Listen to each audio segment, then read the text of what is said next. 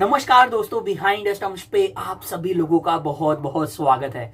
तो बारिश की वजह से पहले दिन का खेल पूरा हो नहीं पाया। बारिश ने आके बार बार बाधा डाली पहले दिन के इस मैच में। जी हाँ, मैं बात कर रहा हूँ इंडिया वर्सेस बांग्लादेश, दूसरा test match, Kanpur test match की मैं बात कर रहा हूँ। तो सिर्फ 35 ओवर का ही खेल हुआ पहले दिन के इस टेस्ट मैच में और 107 रन बांग्लादेश की टीम बना पाई, क्योंकि टीम इंडिया ने इनविटेशन दिया बांग्लादेश की टीम को कि आप आइए और बैटिंग कीजिए। यानी कि भारतीय टीम ने टॉस जीता और बॉलिंग करने का फैसला किया और बांग्लादेश ने अभी तक 107 रन बनाए हैं, 3 विकेट गिर चुके हैं।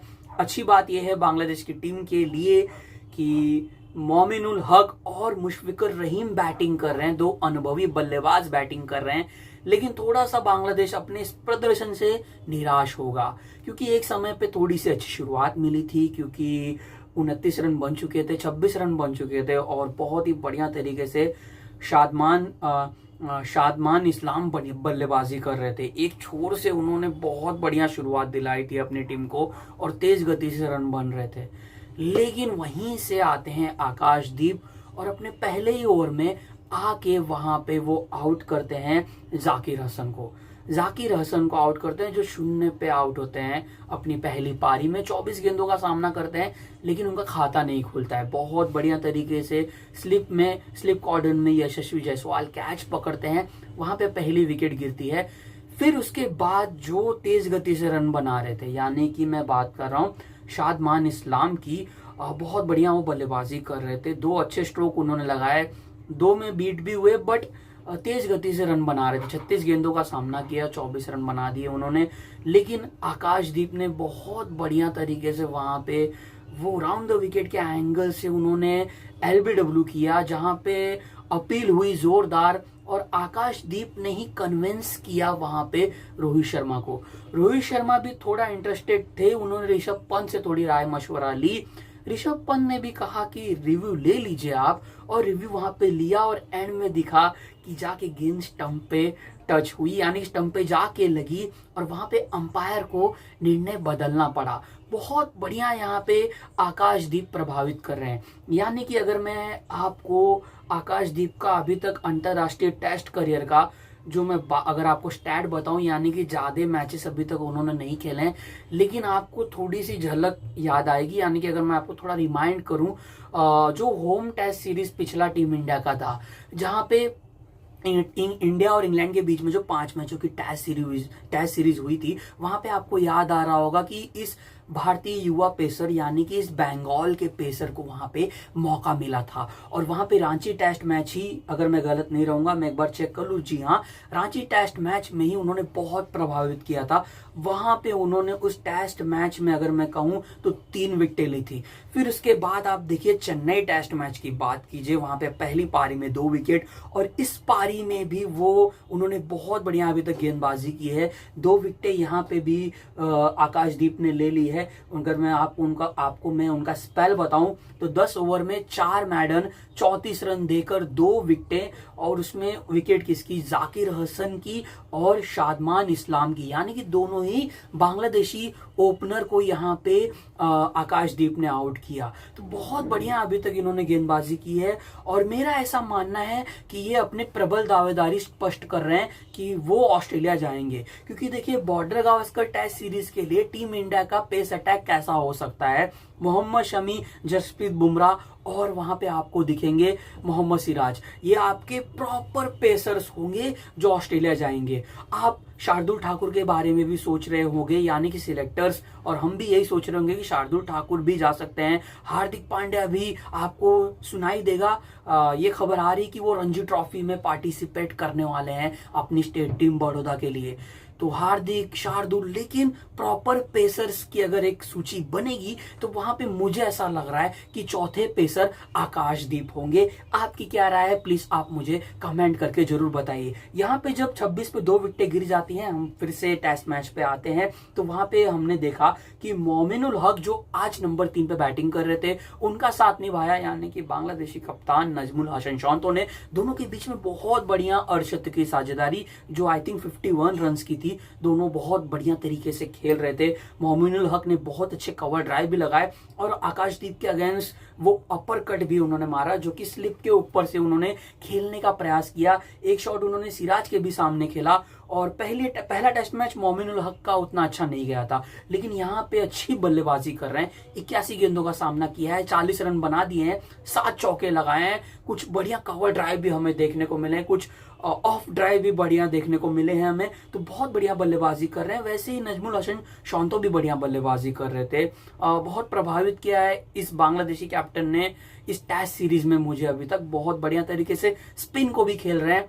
अश्विन को तो स्टेप आउट करके भी अच्छे से मारा है इस टेस्ट सीरीज में, स्वीप शॉट भी लगाया है, रिवर्स स्वीप शॉट भी लगाया है, लेकिन जिस गेंद पे आउट हुए वहां पे 2 स्लिप लगी हुई थी। रोहित शर्मा फर्स्ट स्लिप पे थे, शुभमन गिल को उन्होंने सेकंड स्लिप में लगाया था। बहुत बढ़िया तरीके से प्लम किया है यहाँ पे अश्विन ने शांतो को, और वो गेंद थोड़ी ड्रिफ्ट हुई, थोड़ी हवा पे गेंद ज्यादा थी, हवा में गेंद ज्यादा थी, कुछ देर ज्यादा थी, जिसकी वजह से मन बनाया एंड में शांतो ने कि चलिए थोड़ा सा पैर को आगे लेके डिफेंस करने का प्रयास करते हैं।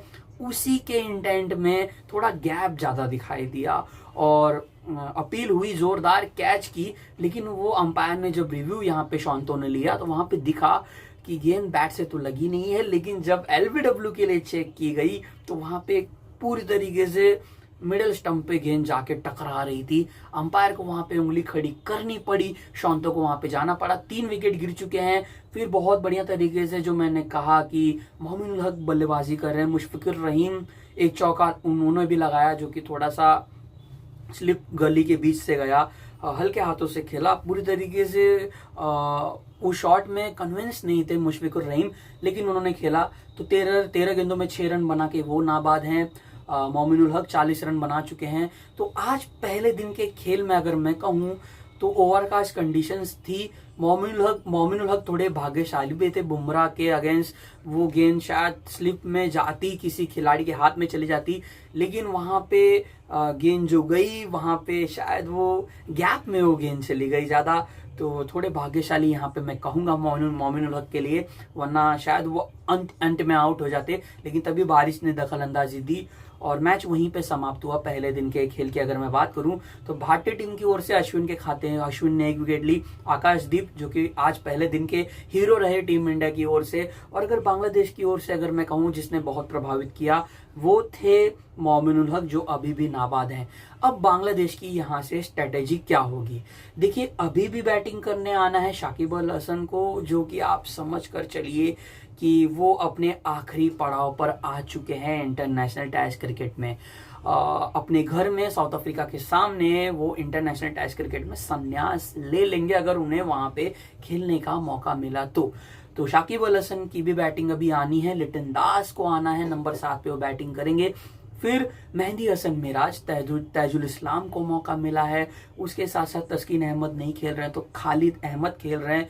तो बांग्लादेश यहां से चाहेगा कि कम से कम और 250 रन जोड़ा जाए ताकि 300 और 350 के करीब पहुंचा जाए, क्योंकि पहले दिन का खेल तो पूरा हो नहीं पाया। दूसरे दिन जब खेल की शुरुआत होगी तो प्रेशर तो होगा बांग्लादेश पे, क्योंकि 3 विकेट गिर चुकी है। अगर पहले सत्र में 1-2 विकेट जल्दी गिर जाएंगी तो फिर वहां से टीम इंडिया को दिखाई देगा कि वो बांग्लादेश को 200 के भीतर अलाउट कर सकते हैं, 225 रनों के भीतर अलाउट कर सकते हैं। वहीं पे बांग्लादेश का गेम प्लान ये होगा कि कम से कम और 200-250 रन जोड़ा जाए ताकि 300-350 के करीब पहुंचा जाए, और वहां से अगर और भी आगे निकल जाएंगे तो और बेनिफिट मिल सकता है बांग्लादेश की टीम को, क्योंकि जैसे जैसे ये खेल आगे बढ़ेगा डिफिकल्टी होगी टीम इंडिया को। जब उनकी बैटिंग आएगी चौथी पारी में उनको बल्लेबाजी करने आना होगा। तो भारतीय टीम की ओर से अगर मैं स्ट्रेटेजी टीम इंडिया की क्या होगी कि देखिए, कल भी ओवरकास्ट कंडीशन है, कल भी बारिश के आसार ज्यादा है। मैच शुरू होगा तो आपको दिखेगा वेदर, थोड़ा आपको क्लाउडी वेदर दिखेगा, धूप आपको उतनी दिखाई नहीं देगी। तो वहीं पे मुझे ऐसा लग रहा है कि एक छोर से फिर से आकाशदीप आएंगे, लेफ्ट हैंडर के सामने मोमिनुल हक होंगे, और लेफ्ट हैंडर आकाशदीप का हमें बढ़िया बैटल देखने को मिला है। बहुत बढ़िया तरीके से मोमिनुल हक को बहुत बार बीट किया आकाशदीप ने, लेकिन बढ़िया बल्लेबाजी मोमिनुल हक भी कर रहे हैं। मुशफिकुर रहीम एक छोर से होंगे, बुमराह, आकाशदीप, फिर सिराज, फिर अश्विन, जड्डू। तो टीम इंडिया भी चाहेगी कि जल्द से जल्द जितने जल्दी हो सके बांग्लादेश की टीम को ऑल आउट किया जाए, क्योंकि जितने जल्दी टीम इंडिया बांग्लादेशी पारी को सिमटा देगी उतना बेहतर टीम इंडिया के लिए भी होगा। बांग्लादेश चाहेगा 200-250 रन स्कोर बोर्ड में थोड़ा और ऐड किया जाए ताकि 350 के करीब बांग्लादेश की टीम पहुंच जाए। भारतीय टीम यही चाहेगी कि जल्द से जल्द 200 के भीतर अगर ऑल आउट कर देंगे तो अच्छी बात है, ताकि जब टीम इंडिया की बैटिंग आए तो टीम इंडिया भी थोड़ी लीड बांग्लादेश पे चढ़ा दे, क्योंकि अब यहाँ से जैसे जैसे खेल आगे बढ़ेगा बॉलर्स को बहुत मजा आएगा। अगर बैट्समैन की बात करूं तो उनको थोड़ी डिफिकल्टी होगी इस पिच पे, क्योंकि ये ब्लैक सॉइल का पिच है। आज ही आपने देखा कि उछाल उतनी नहीं थी, गेंद थोड़ी नीचे हो रही थी। मोमिनुल हक बहुत बढ़िया तरीके से आसानी से अपर कट खेल पा रहे थे, वो भी आपने देखा होगा ध्यान से। तो डिफिकल्टी होगी बल्लेबाजों को। तो मैंने पहले दिन के खेल के ऊपर बात की। बांग्लादेश की ओर से मोमिनुल हक और इंडिया की ओर से आकाशदीप हीरो रहे। मुझे लग रहा है आकाशदीप जा रहे हैं ऑस्ट्रेलिया।